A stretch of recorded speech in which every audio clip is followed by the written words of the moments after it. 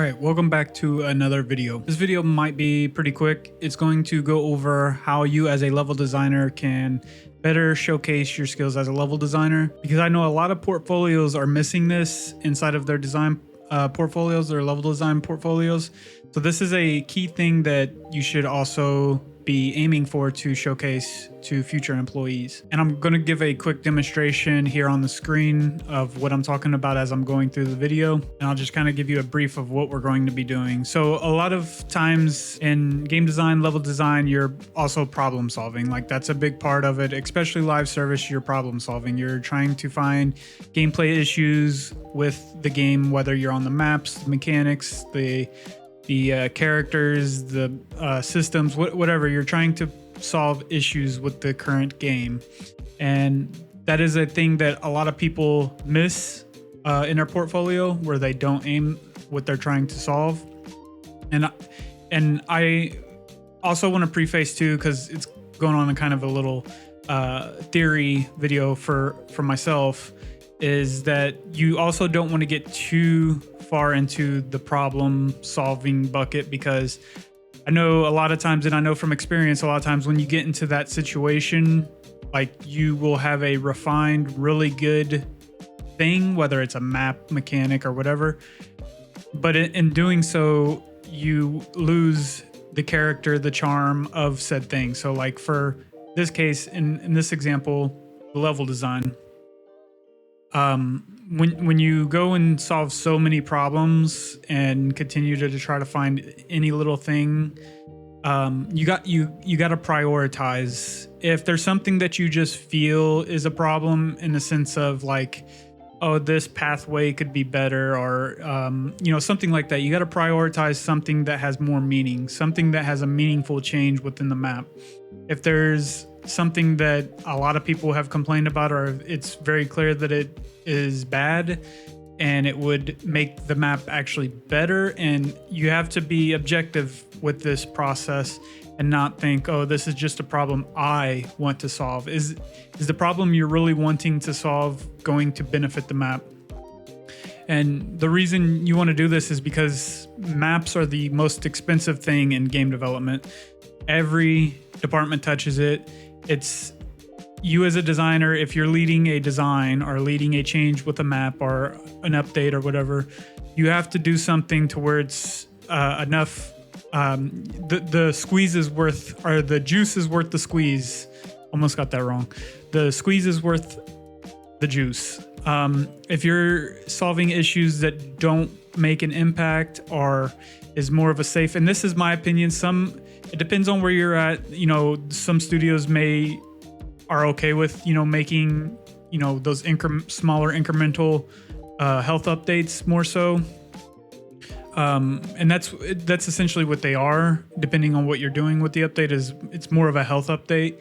And that's, when you get to that point, in my opinion, you lose the charm, you lose the new of the game. Like that's when stuff starts getting stale and boring for the players, because it's like they wait X amount of time, 6 months, a year for something to change, and then it's like, oh cool, this doorway is better lined up with the POI over there, or there's a little more loot here. That might be exciting for a first day or so, but that will eventually wear off. So you have to prioritize and really see what is worth the change, and if it's going to make a bigger bang for your buck. And then also with that, kind of what I'm getting at as well is, if you just are problem solving, you're not making nothing new. And that kind of is in the same vein of that. When you're not making something new, the players and stuff are going to be bored. The amount of work that goes into a map update, if you're just trying to squeaky clean something, it's going to go downhill pretty quick in terms of like player retention and stuff, because people want something new, especially in today's time and age. It's like it hurts to say, but quality doesn't matter as much. There's obviously a bar to it. Like you can't just throw out anything and everything. There's expectations, and if you just get those expectations and get something new out, then perfect. But anyways, enough with the little tangent. That's more for like game direction and level direction. It's not really more so like lower level level design stuff, but again, it depends on the studio. Some studios rely on their designers to make those decisions on what they're going to be updating, and so it does fall on the designer too. Like you got to have buy-in from everybody, and you got to be confident that what you're doing is good for the game. But anyways, I worked on this for maybe like 10 or 15 minutes. I don't know the exact time, but this is and I could be wrong on this. I want to preface this too. This isn't to pick on Call of Duty or anything. This is a Warzone map. I don't know which map. I'm unfamiliar with it. I did not play this map, so I just want to throw that out there. I have not played this map, and I don't know much about this map at all. So kind of take that with what the content that I'm actually doing within this level with a grain of salt, because it's more of a demonstration purpose to showcase like what you can do, and then I'll kind of leave off of that. So I don't know the actual name of this map. I forget it, but I did have it. So when you're looking at this, and I'm gonna go on some little tangents too, and that's kind of the whole point of these videos, is just kind of like design talk. So it's not going to be super structured. I do these videos for fun and for educational purposes. So it's not super structured where I'm hitting bullet points and kind of super polishing the video. It's kind of like freeballing it, which is a lot more fun for me to make, and hopefully a lot more fun for you to listen to. So the idea of the video is problem solving. So when I look at this just from a top-down perspective, and this is kind of like, again, what I'm going to say in this video is more goes against what Warzone and Call of Duty's level design direction is for their Warzone maps. I'm not a big fan of it, because essentially what their maps play like are large-scale TDM. It's very cat, mouse, Swiss cheese, chaotic. There's, in terms of like the actual level geometry. So that's what I'm speaking of. I really wish they would do something more so that's unique and different, and not just a large scale team deathmatch where everybody just kind of running around looking for kills. I wish there was more depth to the gameplay within the geometry, like excluding the systems, excluding the game mode, excluding all that other stuff, just how a player navigates the level. So when you look at this, it's just kind of like glittered, sprinkled kind of all over a piece of paper. It's like it's kind of hard to digest, from a top-down view. Now, when you're in game, it's kind of the same concept. Like if you can't really digest what's going on from a top-down point of view, when you're down on the ground, like I know a lot of this stuff will be occluded and you won't see everything, but just these clusters, for example, like in this area here, is just like there's a lot going on. And same with these, and like at the angle at which things are placed, the shape language of like the placement of the buildings and the road networks and stuff like that is very crazy. It feels like very no rhyme or reason. So there would be a lot that I would change with this to make it better, but I'm just going to stick to a very small portion, which is going to be this section in here, because the center of the map, and this is roughly the center. I mean, it's probably more so like right in here, but this kind of area is more of the central point where this side of the map, this side of the map, this side of the map, this side of the map will all like funnel through or kind of gravitate towards, because that's, people go towards where there's POIs or locations to go to. So, and if you land here and you want to go this way, you're going to end up here. If you're here and you go this way, you're going to end up here, and vice versa. So this is like the converging point of this map in this area. So it's very chaotic and very hard to read, like I said. So my goal with this is to simplify it. Now, like I said, I would do a lot more to simplify this, like the road networks and stuff. Like this whole donut shape is really weird. Like you can easily get, do one road network like this and one coming here, so you have like a nice cross section. But again, that's getting too into the details, and that the road network is not that, you know, bang for your buck, like I was saying earlier. But that does play a factor into the overall more simple layout and easier to digest structures. So I went ahead and, like I said, I spent maybe 10 or 15 minutes to kind of simplify this section. And when you look at this, at least for me, it's a lot easier to digest and kind of segment the map now. So you have mansion here, you have research center here. You don't have these competing shapes, competing houses. Whereas before, it's like you look at this and nothing really stands out. Everything's just kind of there. And these more interesting POIs that have like a unique silhouette or unique shape to them, they kind of lose that flavor, that style, that flair that they have. It all just kind of blends together. Like when you look at this, there's no like quick call out. I'm going to the mansion. I'm going here. It's just kind of like a sea of buildings and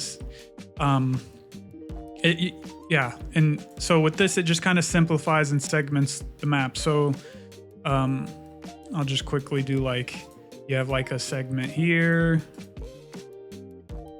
I'll quickly do this as well. I'm gonna do this real quick so you can kind of see what I'm saying, and then I'll be right back.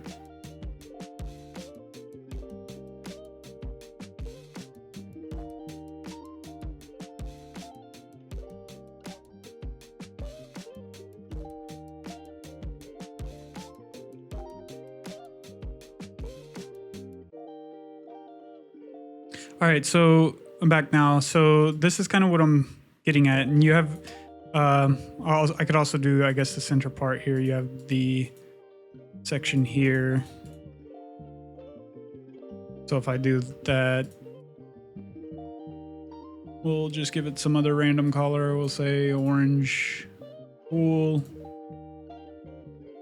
So you have these segments now. You can kind of more on a macro level digest what's happening and where things are. Now, this midsection is a little underwhelming compared to everything else.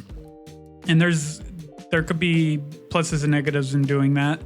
One is like I said, the center of a map in battle royales are really, really contested, and they're the most converged area in any map, and that's just because of the nature of battle royales. You know, everybody being funneled through the center of the map, whether they're rotating to get over here because the ring's ending over here, or whatever the case may be. The center is always usually the hottest area in a BR map. You know, I have actually experienced doing this, updating a BR map to help alleviate those issues, those third parties and such. Making it to where it's not as highly like players want to just kind of anchor there and loot and stay there for long periods of time because there's just so much to loot. You want them to more so pass through and go, you know, get out of there. So that could be a plus, but it could also be a negative as well. But anyways, so like I said, I simplified this area quite a bit, and I don't know exactly what this is. I'm imagining it's just some kind of expensive house. I don't want to say mansion because this is the mansion up there. And maybe this is like an apple farm or something, and this is more rocky cliffs, and you got some kind of shops down here to support the rotation from train station to here to kind of like, you know, get some breathing area, some extra loot before moving into this. There'll be some like goat paths that you could do to climb up on these rocks right here. It just kind of simplifies this whole area and this whole like road network in this area. You have some breathing room now from like this segment of buildings here, and I would actually clean this up a little bit more as well. Honestly, the overall flow of this entire map is really weird, because generally people gravitate towards the center of the map. So if you have people landing here, they're going this way. If you have people landing here, they're going this way. If you have people landing here, they're going this way. If you have, and so on. So the fact that the buildings are kind of laid out like this you get more of a donut shape where people are kind of going around, and players don't do that. And the game mode doesn't really allow for that to happen anyways, because by the time you land here and loot maybe 2 or 3 buildings, you're already being pushed by the ring. So you kind of have to go this way. So the fact that you're kind of going towards the bounds of the map is bad, because then, you know, you want to go this way, but the ring in the game mode is telling you to go this way. So that's why it's always good to make things more compact, especially on the edges of the map. So this whole map, I would honestly do a lot different with, in terms of like making it better, in my opinion. So kind of to demonstrate what I mean is, like, when you think of like a ring, so think of like this is the ring, that's the first ring. So if you land and all this is like obviously non-playable,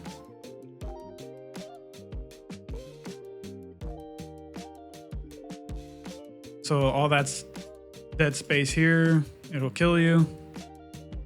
So when you land here, you know, and then the next circle comes, it starts shrinking this play space down. So it's like if you go this way, you're kind of at a disadvantage, because now your back's always up against the wall, even unless this area already doesn't get engulfed by the circle. So generally, this is why you want layouts to look more like this. If I can hide this real quick. So let me just do this real quick. And then I will draw what I am talking about. So just imagine like you have POIs, like say this is your map. I'm just gonna draw some random shape here. This is your map. You have a POI down here. You have a POI here, here. So like when you're doing this, you want to be able to flow inwards. Like there's a certain degree of angles that you don't want to go backwards. Like this right here, for example, this is bad. Like think of this area here as your cone of where you want to go, because you don't want to be caught by the circle. So like all this is like, you don't want to travel back this way, because then you're just backtracking. You're going towards the circle. So like this POI and this POI would be bad placement in my opinion. So it would be more so like this. So now it's kind of like you're going parallel. At least this is still a little tight, but something better would be like where you can go like this.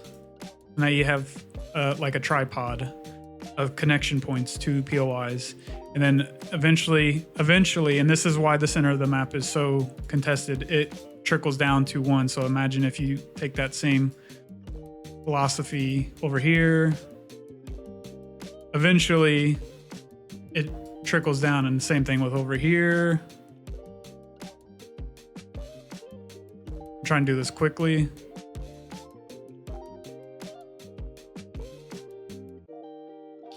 Eventually, players always funnel into that center, and that's why this area is highly contested.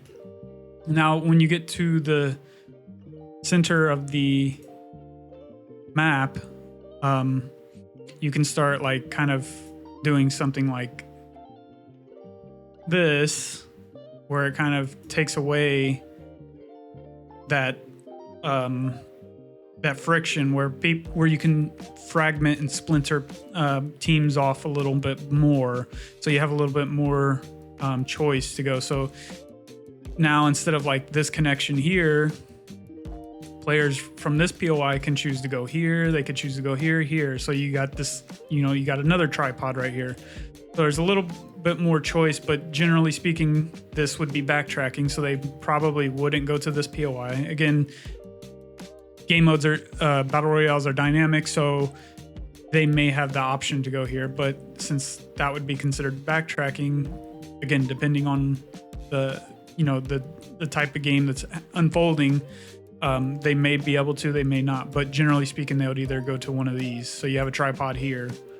I know this is kind of like off the topic of the original thing of the problem solving, but it kind of still plays into that because there's so many domino effects of decisions building a battle royale map that if done wrong, it has a ton of knock-on effects down the chain that causes bad design and bad gameplay that is a lot harder to change if your fundamentals are wrong or are bad, because something like the layout of these POIs and how they flow is not an easy fix. And that's something that would basically, so there's two, earlier in the video you heard me say if the squeeze is not worth the juice, then don't do it.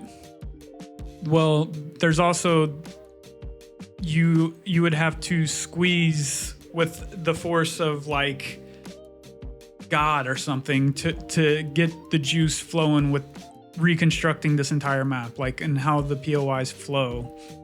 That is also not worth it to do, because while it will make the map better, the amount of effort and the amount of work and time, you might as well just make a new map at that point. So like to go in here and redo all the placements of the POI so they flow better and they're constructed a little better, that also would not be worth it. Now that would be a big change, so it's kind of like contradicting. So there's a lot of things in design where it is contradicting because there's more to it than it's. Game design is not black and white. So it's, if I say something, there could be a but this that contradicts what I just said that would still apply, and doing opposite of what I just said. So that's it for this video. I know I went on a lot of tangents, unstructured, and just kind of like freeballing it. I had an idea of what I wanted to do. It's been a little bit since I've uploaded a video, and I also want to shout out the Patreons. I can't remember the names off the top, but I have quite a few free ones, and I got a couple of paid ones, and I'm going to shout out the paid ones. If you want to support this for me to continue doing, then go over to the Patreon. You get early access. All the things that you get for signing up for the Patreon will be listed. It does support me in wanting to do more of these videos. Again, the knowledge that I'm giving is years of experience. So if it becomes to the point where it's worth doing, I'll be able to do more of these and at a faster rate. But these do take time to record, edit, and all that. So if it's not worth it, then I'm gonna not do it at a faster pace. So with that being said, that's going to be the end of the video. If you guys have any questions, comments, or anything, I also just want to close off with this. So one final thing too that I did not mention that I wanted to mention with doing this. Obviously, I did a very low level, easy. I don't want to say easy, but easy approach of problem solving. This is just one step to the portfolio piece, back to the original thing. When you do this, instead of copying a building that was already here, make a new POI. So this is where the disconnect is. People just make random POIs, which is cool and that works, but there's multiple stages to making a map or doing a map update, and problem solving is step one. Step two is actually implementing those problem solving abilities. So instead of just copying a building, which is what I did here, make a new POI, give some kind of fiction to this. Maybe, again, I don't know the lore of this map or the narrative of this map. Narrative is a big thing with Call of Duty. So maybe there's like some evil corrupt billionaire or something that hired a military to come in and do martial law over this town, and they installed a compound in the center of the map that now has checkpoints all throughout the road networks and everywhere, and people can't travel without military presence. So maybe there's military vehicles now around, and this is a military compound that is overlooking and has cameras everywhere and has like watchtowers that can see all these buildings and stuff, and give some kind of lore, some narrative behind the update as well, some meaning. That just helps kind of catalyst the update to an even better, and then make said thing. So